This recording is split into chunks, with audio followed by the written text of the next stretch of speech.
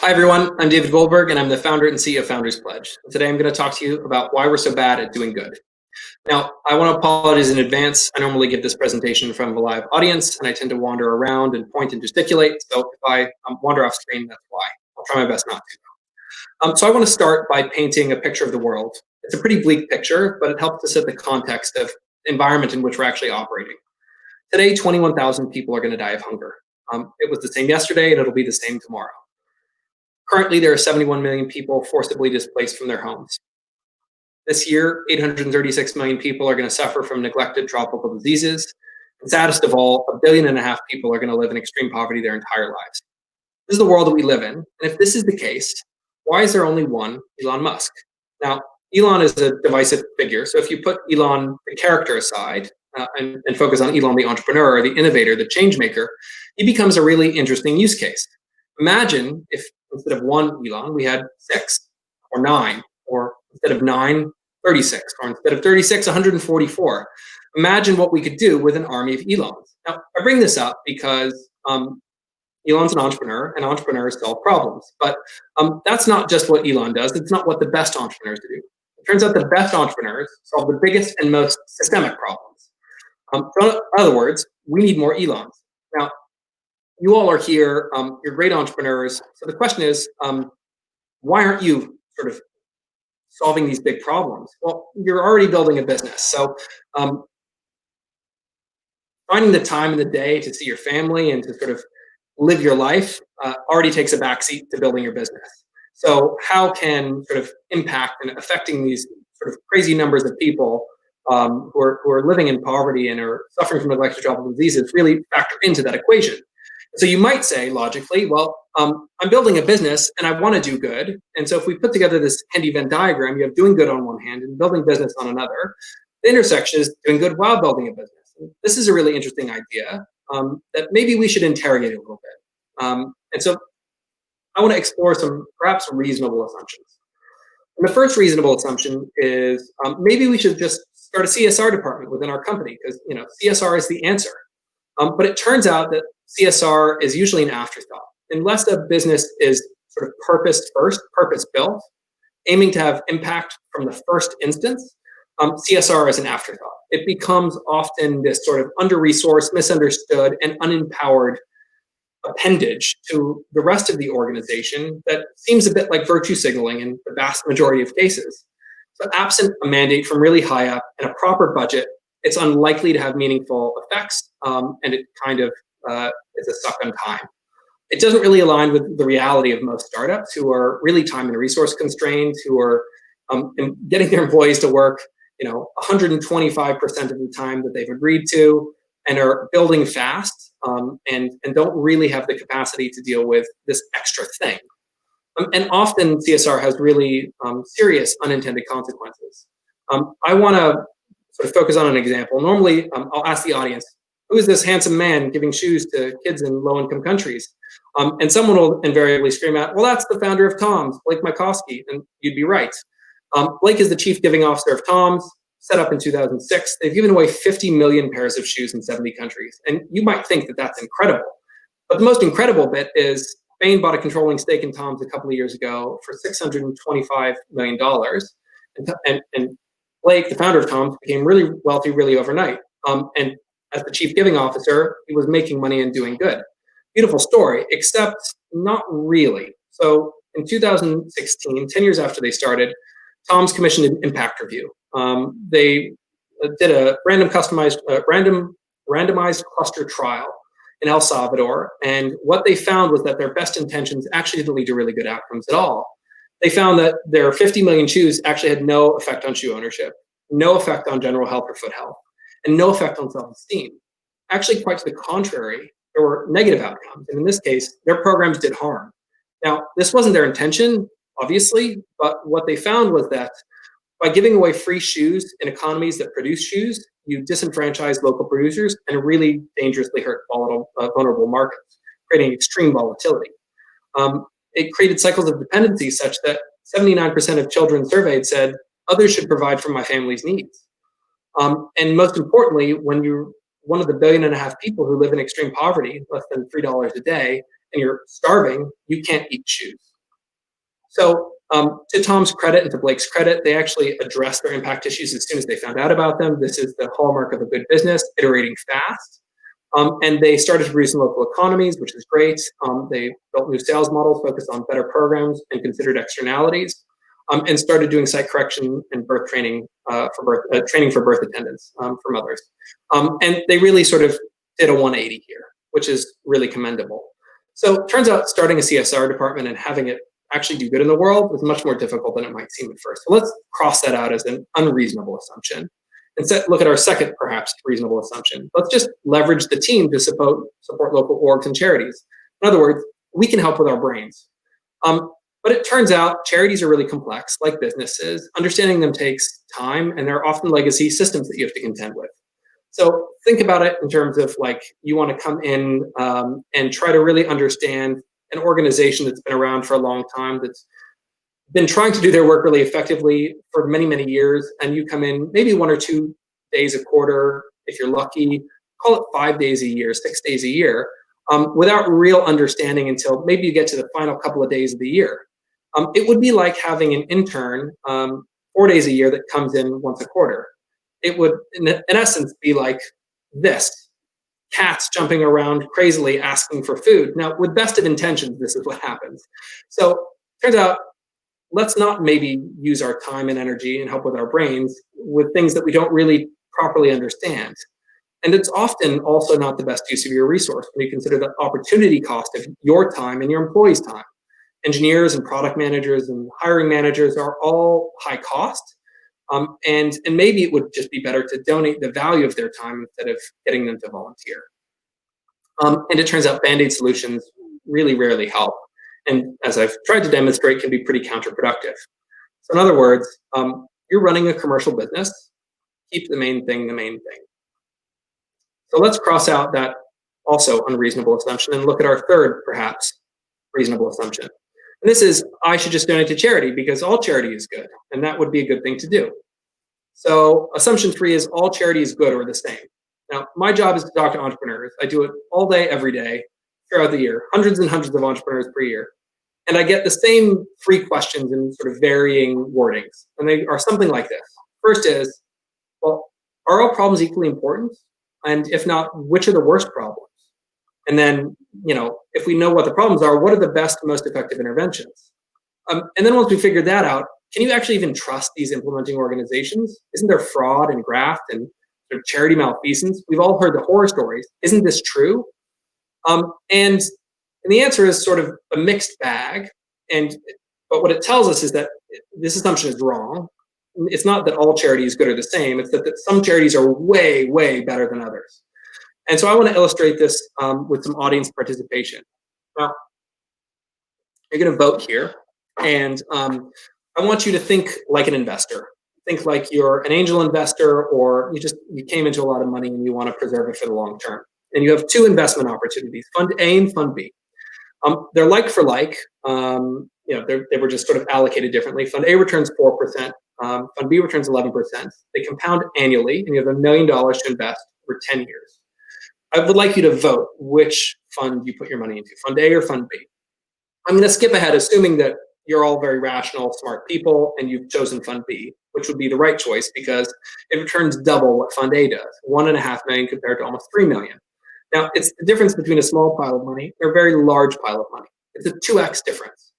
But in the charity sector, when we make the biggest return, we're not talking about a 2 or 3x difference. We're talking about a 25x difference in most cases.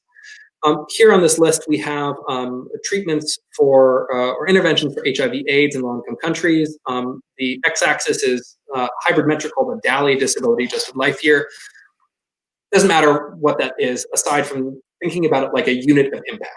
So we want to see more units of impact per $1,000 that we spend. And at the top of that y-axis, we have a surgical treatment for Kaposi sarcoma, very low impact per $1,000 spend. At the very bottom, we have education for high-risk groups. And out of these interventions, it's quite clear what the winner is. And the difference between the lowest impact one and the highest impact one is 25x.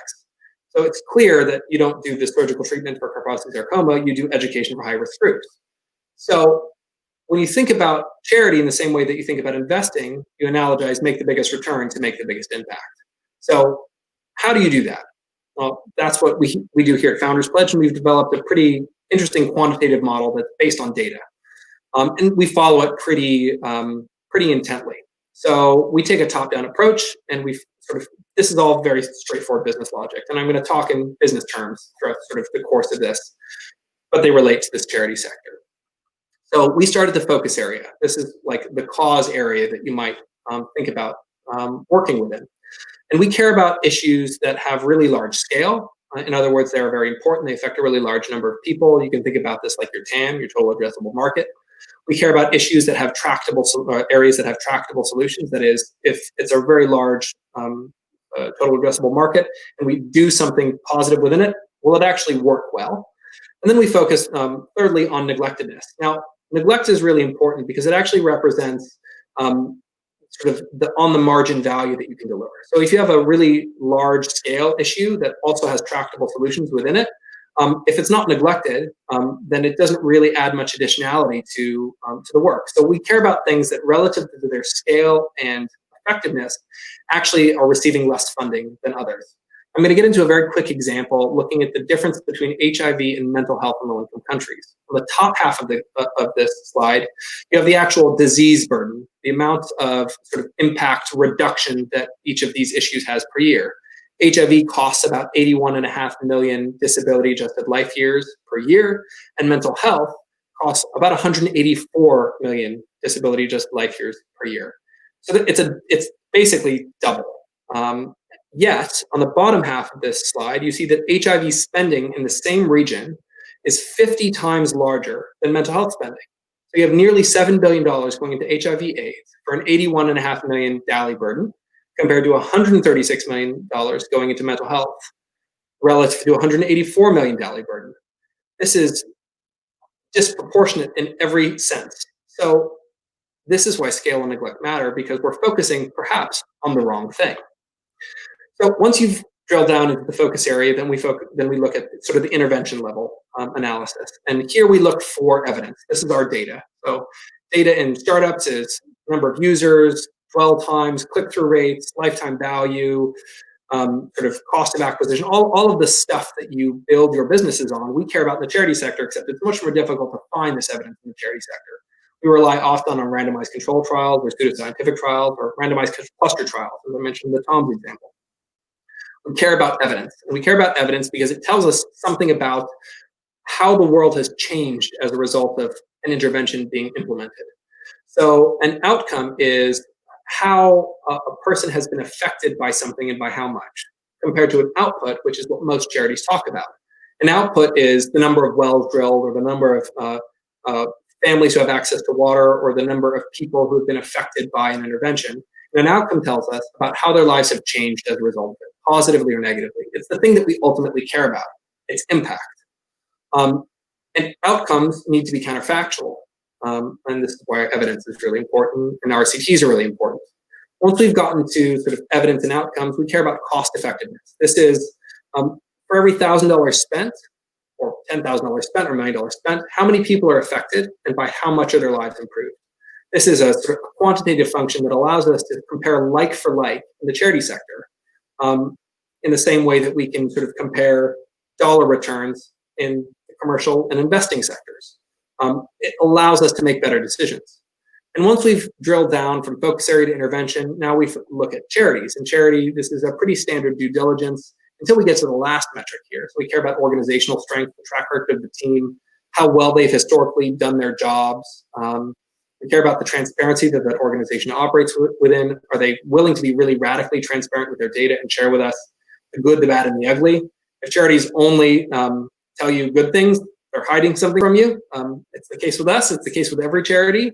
I find that the sort of the most transparent charity is the one that lead with their problems and then follow with the solutions. But crucially here, if you've ticked all 8 of these boxes prior to getting to the last one, room for funding, this is the most crucial, because you can have all 8 of these sort of across the board green. And if a charity can't productively absorb your next dollar, pound, or euro, then you should not give them more money. It's the additionality that we care about. So charities actually need to productively absorb more capital, otherwise they shouldn't get it. So if this is the case, if we know that this data exists and we can make better decisions with it, why aren't charities all thinking in this way? Well, I think this is a pretty illustrative example. The oldest nonprofit in the world, the oldest for-profit in the world, of the top 5 largest for-profit companies by market cap, was started in 1975, and it's Microsoft. Of the 5 largest charities on the planet, the youngest was started in 1910. There's a disparity between the innovation that commercial enterprises bring and the innovation that charities bring. And this is a problem in the charity sector. And it's why we have this issue. So I'm going to sort of do a worked example here. I'm going to focus on the for-profit sector first. You have a product like a phone. Historically, the consumer has paid for that phone. It means it's a market-driven solution. The consumer pays for the phone. The consumer has the phone. It has allowed the phone to go from rotary to smart over the course of time, because innovation has been driven by consumer demands, by the market. And in the nonprofit sector, you have a product like international aid. A donor pays for it, but it's not a market-driven solution because the donor doesn't actually use the international aid. A beneficiary uses it. And because there's no feedback mechanism between the donor and the beneficiary, and if there is, the charity intermediates it, the solutions have remained the same. This old solution was sacks of grain, and the current solution is sacks of grain. So if you think about this in terms of how smart investors lead to better companies, smart donors lead to better interventions and to better charities. And what this tells us is that we should donate not just to any charity, but to the absolute very best charities. Now, how do we do that? And again, I'll use an investing example here. On the y-axis, you have the number of VC-funded companies that one can invest in, and on the right-hand side, or on the x-axis, you have the multiple on that investment, so the return. There are a really large number of companies that return very little, and a very small number of companies that return a lot. Call it an 80-20, although it's probably more like a 99-1. The same is true. This is actually a chart of interventions for global health and development.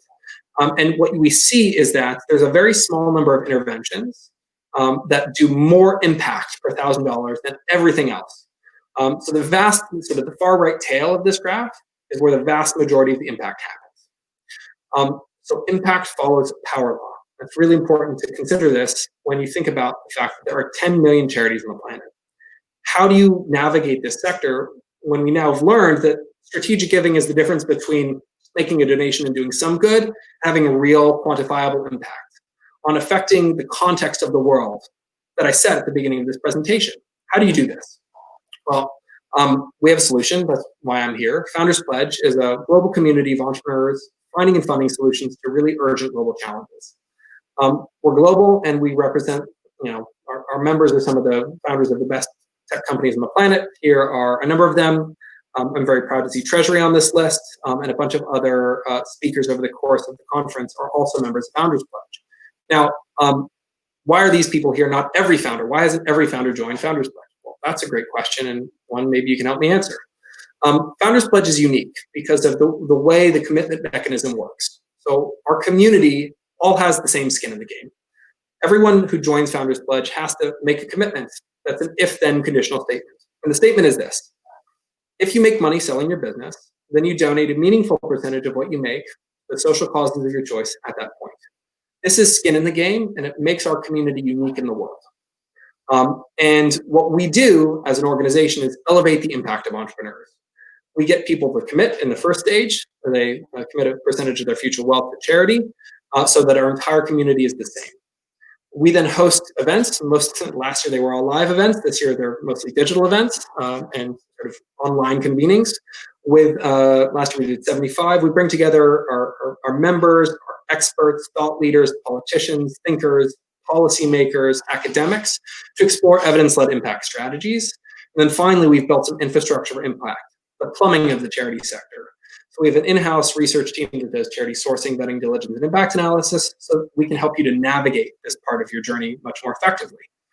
Some social proof. Sam Altman now likes what we do. Y Combinator has endorsed us. We're their solution to their founders who care about impact while they make money.